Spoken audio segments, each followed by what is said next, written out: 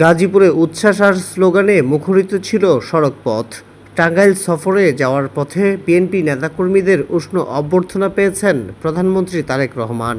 মঙ্গলবার ১৪ এপ্রিল সকালে টাঙ্গাইল যাওয়ার পথে গাজীপুরের টঙ্গী, বোর্ডবাজার ও বাসন বাইপাস এলাকায় সড়কের দুই পাশে জড়ো হন বিএনপি ও অঙ্গ সংগঠনের হাজারো নেতাকর্মী।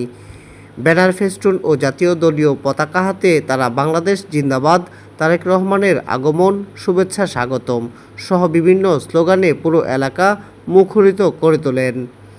গাড়িবহর অতিক্রম করার সময় অনেক নেতাকর্মী হাত নেড়ে শুভেচ্ছা জানান। স্থানীয় নেতারা বলেন, দলের শীর্ষ নেতার সফরে কর্মীদের মধ্যে নতুন উদ্দীপনা তৈরি হয়েছে। এ সময় গাজীপুর মহানগর বিএনপি, যুবদল, ছাত্রদল ও স্বেচ্ছাসেবক দলের নেতাকর্মীরা উপস্থিত ছিলেন। নিরাপত্তা নিশ্চিতে মোতায়েন করা হয় অতিরিক্ত আইনশৃঙ্খলা বাহিনী। উপস্থিত ছিলেন স্থানীয় সংসদ সদস্যরাও।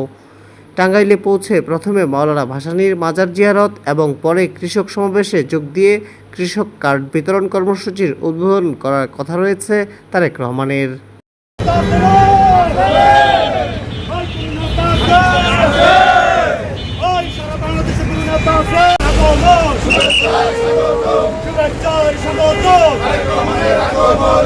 থানার পক্ষ থেকে শুভেচ্ছা, পক্ষ থেকে শুভেচ্ছা, পক্ষ থেকে শুভেচ্ছা, আন্নু ভাইয়ের পক্ষ থেকে শুভেচ্ছা, রাজু ভাইয়ের পক্ষ থেকে